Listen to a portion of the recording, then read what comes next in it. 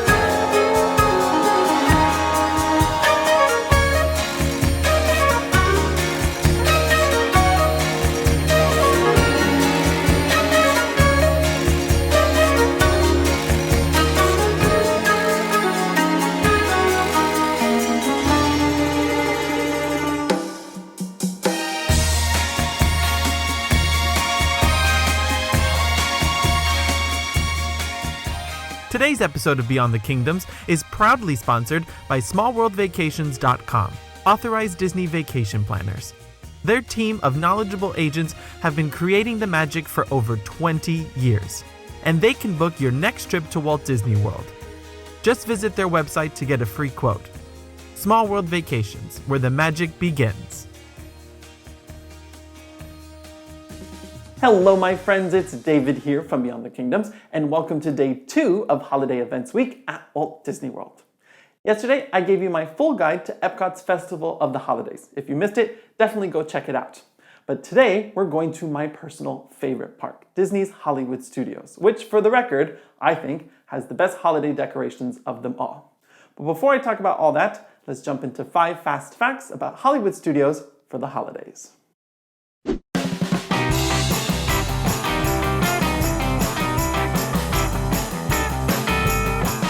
This park got into the holiday spirit back on November 8th, and all of the offerings I'll discuss today will be available until January 3rd, 2022. That's 57 days of festive fun in Tinseltown this year. Now, Hollywood Studios is also currently home to 3 different character cavalcades, where you'll see classics like Mickey and Friends, along with some Pixar pals. But best of all, there is a special motorcade exclusively featuring Santa Claus. In previous years, Hollywood Studios had a great meet and greet with Santa, but for 2021, this is the only way to see the big guy at this park. In terms of food, this park has 10 different holiday snacks and beverages, dotted throughout several quick service and table service restaurants. You can also pick up some items at small snack stands and pop-up bars. And finally, we have the return of 2 festive entertainment offerings. The first is the Frozen Sing-Along, which for this time of year gets an extra ending featuring Olaf. And of course, we have Sunset Season's Greetings, one of my favorite holiday projection shows. This debuted back in 2017, and every night during the holidays, the Hollywood Tower Hotel transforms into things like a Muppets-themed gingerbread house, an elegant Victorian Christmas home, and a tower of fun toys. And at the end of the show, snow falls above the neon signs of Sunset Boulevard. If you've been to Hollywood Studios for the holidays in the past, you may be realizing that things have been scaled back a little bit for 2021. But this is still a great park to visit at this time of year because of the fantastic lineup of attractions and, believe it or not, the food. Yes, after Epcot, Hollywood Studios seems to have the most holiday snacks and sweet treats. So let's take a look at some of these dishes now.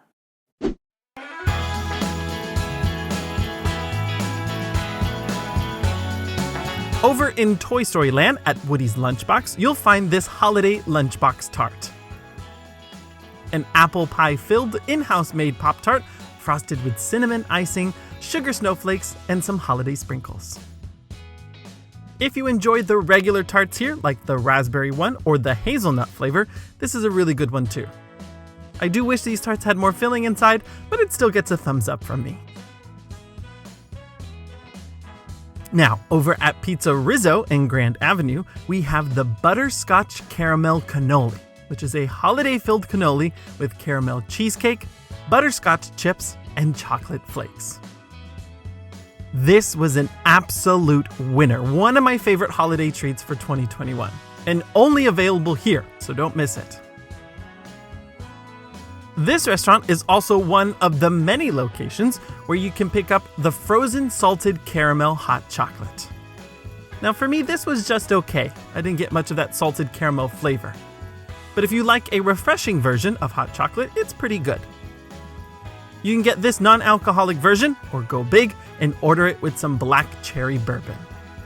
Again, this is available at Pizza Rizzo, ABC Commissary on Commissary Lane, Bacala Express right next to Star Tours, and Rosie's All-American Cafe on Sunset Boulevard. Also at ABC Commissary is the Santa Belt Shortbread Cookie, as well as the Sugar Cookie Snowman. At both Trolley Car Cafe on Hollywood Boulevard and at Bacala Express in Echo Lake, you'll find the Red Velvet Whoopie Pie, which I couldn't squeeze in during my trip, but I'm told it's excellent. Trolley Car is also home to the delicious Carrot Cake Cookie, a Hollywood Studios must-try. And then, of course, a few outdoor bars have some more alcoholic holiday beverages. At Oasis Canteen, right next to Indy, you'll find the Christmas on the Beach cocktail, which features coconut rum, blue curacao, cranberry juice, and pineapple juice. This is also available at the Small Bar by the Animation Courtyard Archway and Sunshine Day Bar on Sunset Boulevard. At both the Brown Derby Lounge and Tune-In Lounge, which is the bar that's attached to 50s Prime Time, you'll find the Holiday Bliss cocktail, which includes vanilla vodka, sour apple liqueur, caramel syrup, and vanilla ice cream mix. But the absolutely most scrumptious dessert of them all is the reindeer mousse. This beautiful dessert has got both style and substance. At the base is a salty pretzel shortbread cookie, which is then topped with a peanut butter mousse. And for the reindeer head, you get a spiced caramel cheesecake with chocolate antlers. Delicious. This is available at Rosie's All-American Cafe at the very end of Sunset Boulevard, and it's also at Trolley Car Cafe. Let's next talk about characters, because there have been a few great updates at Hollywood Studios.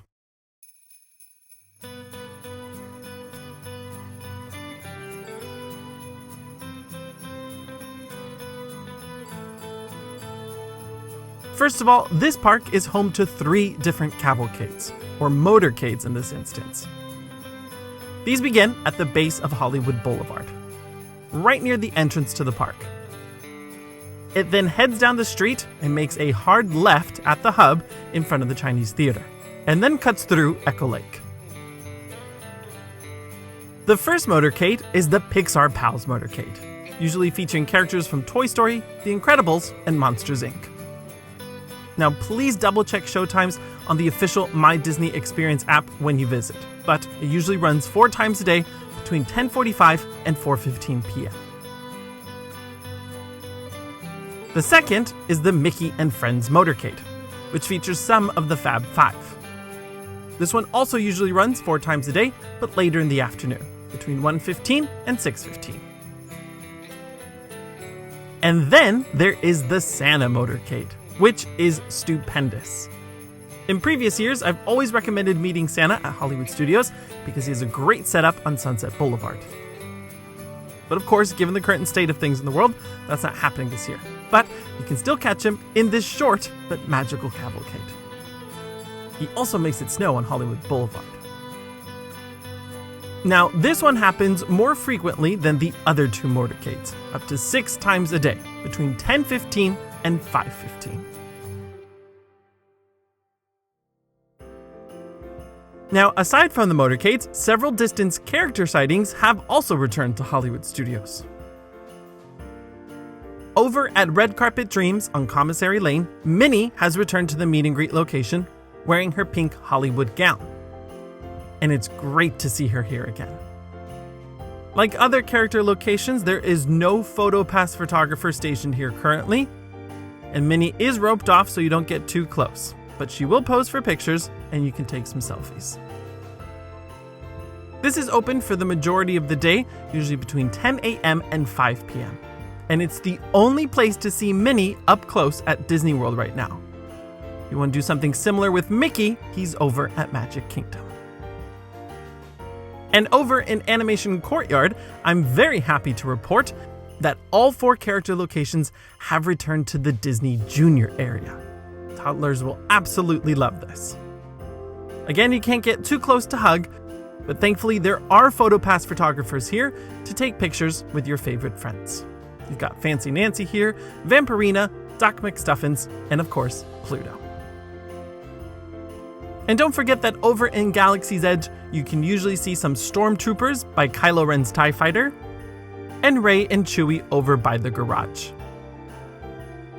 And I don't know how regular this is, but I saw Mickey and Minnie at the very front of Hollywood Boulevard just before leaving the park. So always keep your eyes open, you never know who will pop up.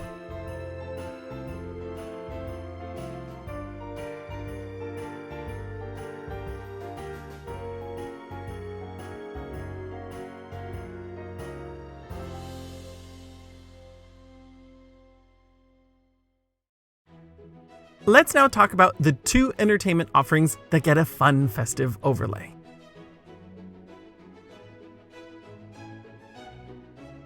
Every day at the Hyperion Theater, you can catch the Frozen Sing-Along, where the royal historians of Arendelle retell the story of Anna and Elsa.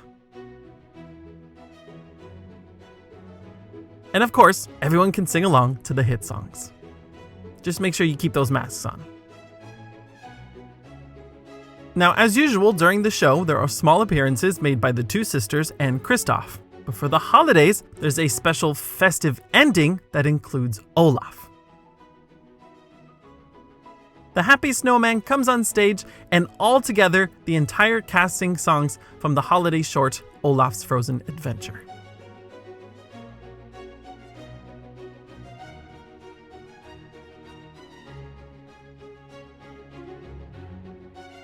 I must confess that I really like this show.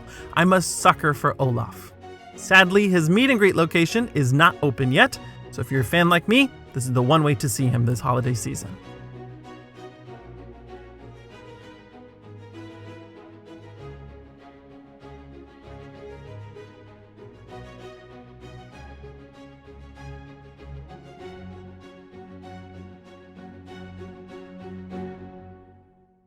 Then, as the sun sets over Hollywood Studios, we get our second holiday show. Sunset Season's Greetings debuted back in 2017, and has once again returned to this park for the holiday season. It's a simple but wonderful projection show right on the Hollywood Tower Hotel. And don't worry, the ride stays open while the show runs. Like I discussed yesterday in my Epcot video, new projection shows have come to all 4 parks in honor of the 50th anniversary. So here at Hollywood Studios, at around 6:30, you'll first see the Beacon of Magic show, which is then followed by the Holiday projection show, which includes 4 different segments. There's of course the Frozen sequence, where Olaf goes looking for holiday traditions for Anna and Elsa, followed by one of my favorites, the Muppet sequence, where the Swedish chef turns a haunted hotel into a giant gingerbread cookie house.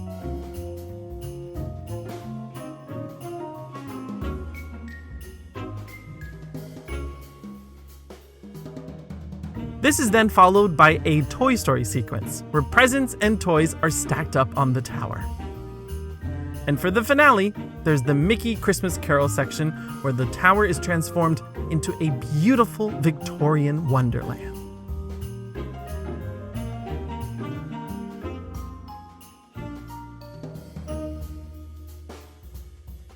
Sunset Season's Greetings itself is about 15 minutes long.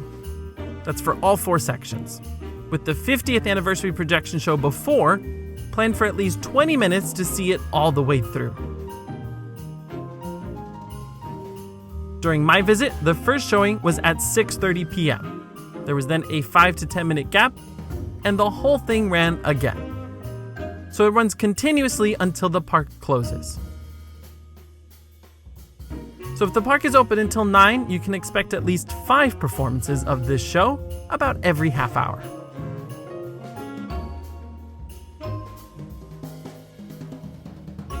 To wrap up today's video, allow me to share with you some touring tips to make sure you get on all of the new attractions and watch holiday entertainment in between the rides, ensuring that you get to see and do it all for the holidays.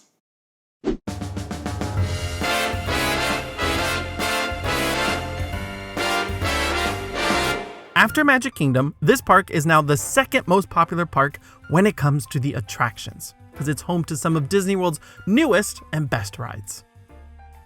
Which is why during my visit, I took a stab at using Genie Plus. If you have questions on how this works, check out this video. I break it down into more detail.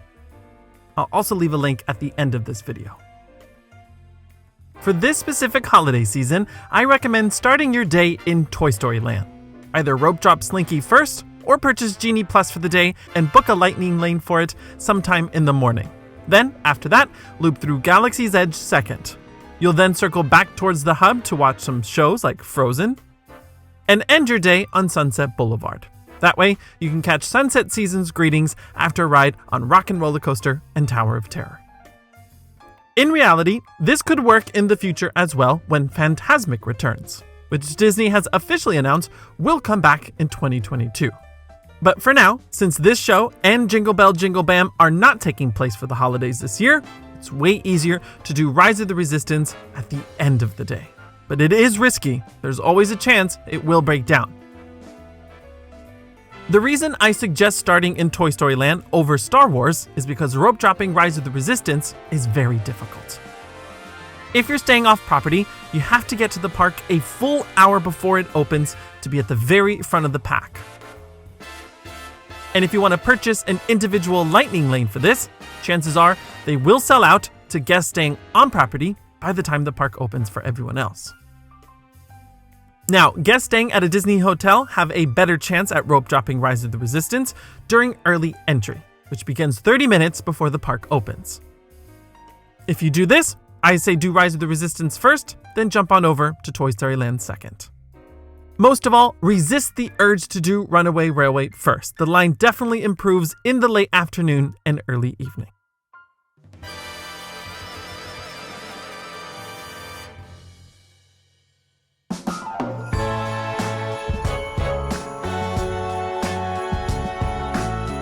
So there you have it, friends, my full guide to the holidays at Disney's Hollywood Studios.